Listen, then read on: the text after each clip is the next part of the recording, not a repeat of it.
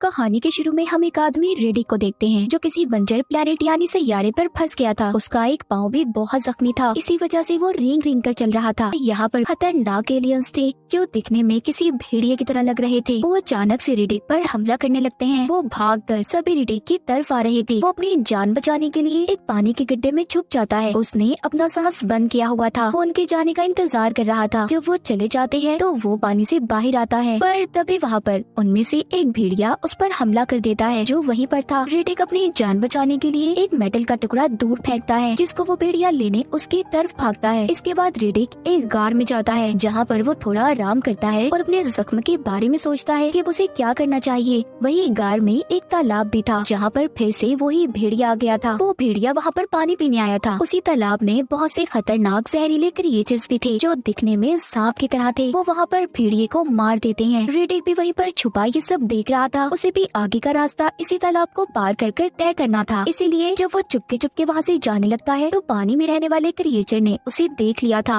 वो उसे मारने लगता है। वो उस खतरनाक क्रिएचर से अपनी जान बचाने के लिए पत्थरों के दरमियान में छुप गया था। और यहाँ से हमें पता चलती है रेडिक की कहानी कि वो कैसे इस प्लेनेट पर आया था। रेडिक जहाँ पर रहा करता था यानी कि अपने प्लेनेट पर, उसने वहाँ के लॉर्ड यानी राजा को मार दिया, जिसके बदले उसे वहाँ का राजा बना दिया गया। पर राजा बनने के बाद भी रेडिक बहुत परेशान रहा करता था क्योंकि बहुत से लोग उसकी जान के दुश्मन थे जो उसे मारकर खुद राजा बनना चाहते थे, क्योंकि वहाँ का ये असूल था जो राजा को मारेगा उसी इंसान को राजा बना दिया जाएगा। और यही वजह थी कि उसकी जान को हर वक्त खतरा था। एक दिन वहीं पर उसके साथ रहने वाली औरत ने भी उसे मारने की कोशिश की, मगर वो बहुत चालाक था। उसने उसे पकड़ लिया और मार दिया। रेडिक जान चुका था कि इन सब के पीछे एक आदमी वाकू का हाथ है, क्योंकि वो ही रेडिक की जगह राजा बनना चाहता था। वो उससे एक डील करता है, कहता है कि अगर तुम मुझे एक जगह जो फ्यूरिया प्लेनेट का रास्ता बता दो तो मैं तुम्हें अपनी जगह यहाँ का राजा बना दूंगा। दरअसल उस जगह का नक्शा खत्म हो चुका था, मगर अब उसका रास्ता सिर्फ वाकू को ही पता था। वो रेडिक की बात को मान जाता है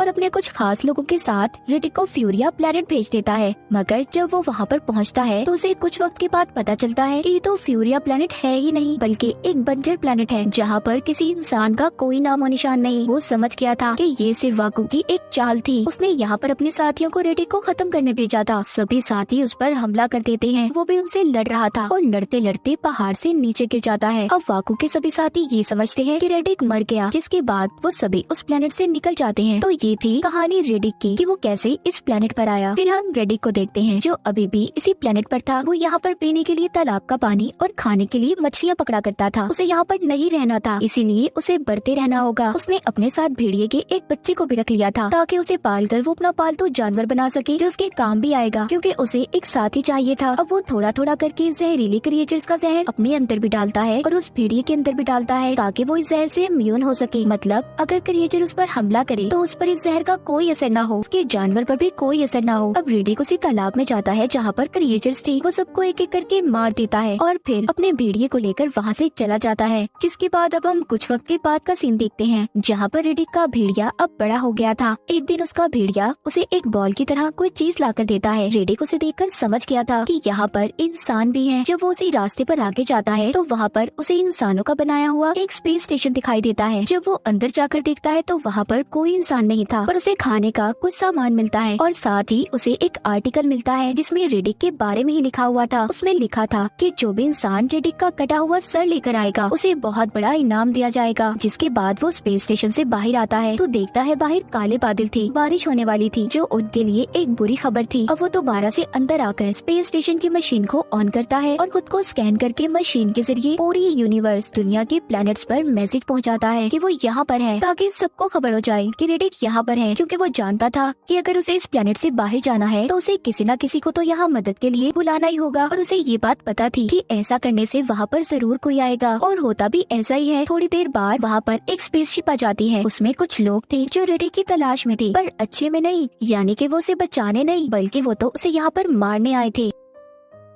वहाँ पर आते ही उस स्पेसशिप का लीडर अपने शिप को बंद करके उसके चलने वाले पावर नोड्स को निकालकर एक तिजोरी में रख देता है और उस पर अपने साथियों से नजर रखने का कहता है। वो सभी ये बात जानते थे कि रेडिक बहुत चालाक है। अगर उसके हाथ ये नोट्स लग गए तो वो यहाँ से स्पेसशिप को लेकर भाग जाएगा, और इसी नोट्स की वजह से स्पेसशिप भी चलता है, इसीलिए उन्होंने उसे छुपा दिया था। जब ये स्पेस स्टेशन पर आते हैं तो वहाँ पर लीडर का खास आदमी लिखा एक नोट पढ़ता है जिसमें लिखा था कि अगर अपनी जान को बचाना चाहते हो तो एक शिप को छोड़ो और यहाँ से चले जाओ। उधर दूसरी तरफ इनके लीडर ने शिप में ही एक लड़की को कैद किया हुआ था। यहाँ पर लीडर अपने साथियों से कहता है कि लड़की को आजाद कर दो। जब वो उस लड़की को आजाद करते हैं तो वो लड़की वहाँ से भागने लगती है। तभी लीडर उस लड़की को पीछे से गोली मार के उसे मार देता है। ये सब कुछ रेडिक पे छुपा हुआ देख रहा था। लीडर चिल्ला कर कहता है कि रेडिक, मैं जानता हूँ तुम मुझे चुप कर देख रहे हो, तुम्हें मेरे सामने आना ही होगा और मैं तुम्हारा सर लिए बगैर यहाँ से खाली हाथ तो हरगिज़ नहीं जाऊंगा। लीडर की बातें उसके साथी सुनकर कहते हैं कि हमारा लीडर ठीक नहीं कर रहा, क्योंकि वो जानते थे कि रेडिक कितना चालाक और खतरनाक है। वो इसीलिए उससे लड़ना नहीं चाहते थे, पर उन्हें अपने लीडर के लिए ये सब करना ही था। अब वो उस स्पेस स्टेशन के पास बड़े बड़े कैमरास को भी लगा देते हैं, जिससे उन्हें रेडिक का पता चल जाएगा। पर कुछ ही देर बाद उन्हें पता चलता है कि यहाँ पर एक और स्पेसशिप आ रही है। अब यहाँ पर लीडर ये नहीं चाहता था कि इस जगह पर और लोग आए, क्योंकि वो अकेला ही रेडिक को मारना चाहता था। उसका इनाम वो खुद लेना चाहता था। और यहाँ पर हमें पता चलता है कि लीडर को किसी और ने नहीं बल्कि वाको ने भेजा था, जो रेडिक के पीछे पड़ा हुआ था। पर ऐसा कुछ नहीं होता। वो शिप भी लैंड कर जाती है और स्पेस स्टेशन के पास ही आकर रुकती है। उस स्पेसशिप के लीडर का नाम जॉन्स था। उसके साथ एक लड़की भी थी जो उसकी साथी थी। जॉन्स लीडर से कहता है कि मैं तुम्हारे काम में नहीं आऊंगा, तुमने जो करना है वो करो, पर हमें भी यहाँ पर अपना काम करने दो। लीडर इतनी आसानी से कहाँ मानने वाला था। वो तो खुद गर्ज और लालची इंसान था। वो जॉन्स के स्पेसशिप के नोट्स को भी अपनी तिजोरी में रखवा लेता है, ताकि वो इनके साथ कोई चालाकी न कर सके। और उसके बाद ही वो जॉन्स को यहाँ पर रहने की इजाजत देता है। लीडर अपनी तिजोरी की चाबी हर वक्त अपने गले में डाल कर रखता था। उसी रात कैमरा भी खराब हो गया था, जो लीडर ने लगाया था। उसे वहाँ पर रेडिक और उसके भेड़िए ने ही खराब किया था। लीडर अपने साथियों के साथ कैमरे को चेक करने जाता है, पर जॉन्स उसे रोक रहा था। कहता है, देखो तुम वहाँ पर मत जाओ, हो सकता है ये सारी चाल रेडिक की हो, उसने वहाँ पर जाल बिछाया होगा। पर लीडर जॉन्स की बात को नहीं मानता और चला जाता है। वहाँ पर जाते ही लीडर का एक साथी जाल में फंसकर मर जाता है और दूसरा साथी भी। तभी लीडर देखता है कि उसके तीसरे साथी को भी रेडिक खींचकर अंधेरे में ले जा रहा था। ये सब देखकर लीडर काफी परेशान हो गया था। उधर जॉन्स को भी ये सब पता था, लेकिन जैसे उसने लीडर से वादा किया था कि वो उसके काम में नहीं आएगा, वो ऐसा ही कर रहा था। मगर अब लीडर खुद जॉन्स के पास आता है और मदद मांगता है, पर आकर वो उसके साथी के साथ बदतमीजी भी करता है, जिसके बदले में उसकी साथी लीडर को एक मुक्का मारती है। जॉन्स कहता है, ठीक है, मैं तुम्हारी मदद करने के लिए तैयार हूँ, पर तुम्हें सिर्फ एक दिन के लिए मुझे रेडिक को देना होगा, फिर चाहे तुम उसके साथ जो मर्जी करना। इससे ये बात तो साफ थी कि जॉन्स का एक अलग ही मकसद था, रेडिक को पकड़ने का। जिसके बाद अब जॉन सबसे पहले रेडिक के भेड़िए पर शूट करके एक ट्रैकिंग डिवाइस लगा देता है, क्योंकि ये जानते थे कि वो भेड़िया रेडिक के पास ही जाएगा। अब ये उसका पीछा करते रेडिक तक पहुंच जाते हैं, जो एक गार में था। वहाँ पर ये देखते हैं कि उसने लीडर के आदमी की लाश को लटकाया हुआ था। वो सिर्फ इनका ध्यान भटकाना चाहता था, और ये बात जॉन्स को भी समझ आ गई थी। ये लोग तो यहाँ पर थे, तो रेडिक उधर स्पेस स्टेशन पर पहुँच गया था। अब ये जल्दी से उधर जाते हैं, पर वहाँ पर भी इन्हें रेडिक नहीं मिलता। वो समझ रहे थे कि जिस तिजोरी में इन्होंने पावर नोट्स को रखा है वो उसने चुरा लिए होंगे, पर लीडर ये बात मानने के लिए तैयार ही नहीं था। वो कहता है कि सारा वक्त चाबी मेरे गले में थी, तो ऐसा कैसे हो सकता है। अब ये डरते डरते तिजोरी को खोलकर चेक करता है, पर साथ ही साथ इन्हें ये भी लग रहा था कि शायद उसमें रेडिक बॉम्ब छोड़ कर गया हो। मगर जब लीडर तिजोरी को खोलता है तो उसमें सभी पावर नोट्स थे, लेकिन इस बार ये उसे खुला ही छोड़ जाते हैं, और ऊपर से रेडिक आकर उन्हें चुरा कर जमीन के नीचे छुपा देता है। जब ये बात जॉन्स को पता चलती है तो उसे बहुत गुस्सा आता है। अब ये वहाँ पर रेडियो के जरिए एक और शिप बुलाने का कहता है, पर मौसम की खराबी से उसकी बात नहीं हो पा रही थी। पर कुछ ही देर बाद अब इनके सामने खुद रेडिक आता है, जिसने अपने हथियार फेंक दिए थे। वो इनसे आकर कहता है कि मुझे एक स्पेस शिप दे दो और पावर नोट्स ले लो, तुम्हारे पास यहाँ पर सिर्फ कुछ ही देर का वक्त है, क्योंकि बारिश होने वाली है। इतना कहकर रेडिक वहाँ से चला जाता है। जब रेडिक वहाँ से जा रहा था तो पीछे से लीडर उसे मारने की कोशिश करता है, मगर तभी रेडिक का भेड़िया उस पर झपट पड़ता है, जो उसे नीचे गिरा देता है। लीडर ने भी भेड़िए को दूर फेंक दिया था। ये सब देख रेडिक अपने भेड़िए को बचाने आता है, तो जॉन्स के साथ ही आकर रेडिक पर बेहोशी के इंजेक्शन को शूट कर देती है, और लीडर ने भेड़िए को भी मार दिया था। वो रेडिक को अपना गुलाम बना लेते हैं। इसके बाद जब उसको होश आता है तो वो खुद को स्पेस स्टेशन में बंधा हुआ पाता है, जहाँ पर उसके सामने जॉन्स बैठा अपने बेटे के बारे में पूछ रहा था। यहाँ पर हमें पता चलता है कि जब रेडिक यहाँ इस प्लेनेट पर फंसा था, जो लोग उसे यहाँ पर ले आए थे उनमें जॉन्स का बेटा भी था। पर रेडिक जॉन्स की बातें सुनकर उसका कोई जवाब नहीं देता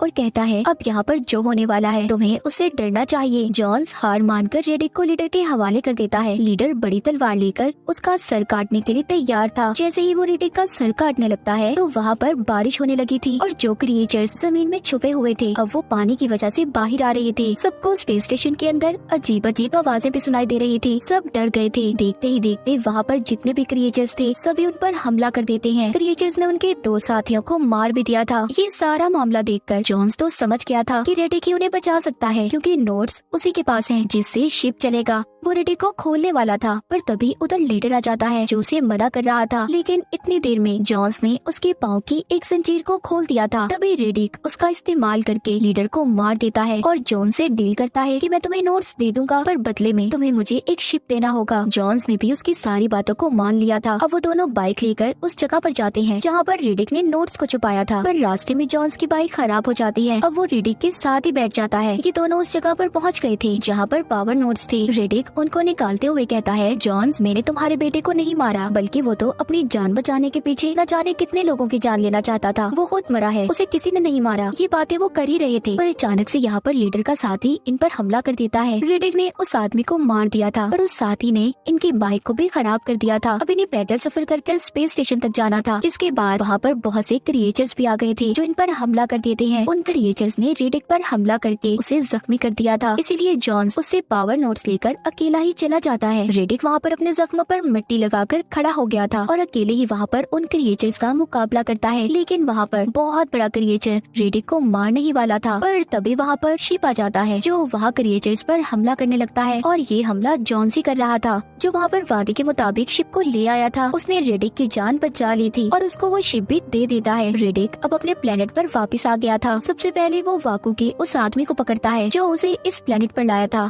वो उसके सर पर गन रखकर वाकू के बारे में पूछता है, क्योंकि रेडिक अब बस उसे मारना चाहता था, पर वो उसे कुछ भी नहीं बताता, इसीलिए रेडिक ने उस आदमी को मार दिया था। बाद में उस आदमी की बीवी रेडिक को बताती है कि वाकू अब यहाँ का नया राजा है। अब रेडिक क्या वाकू को ढूंढेगा, और अगर वो मिल गया तो क्या करेगा उसके साथ। तो इसी सस्पेंस के साथ ही कहानी यहीं पर खत्म हो जाती है।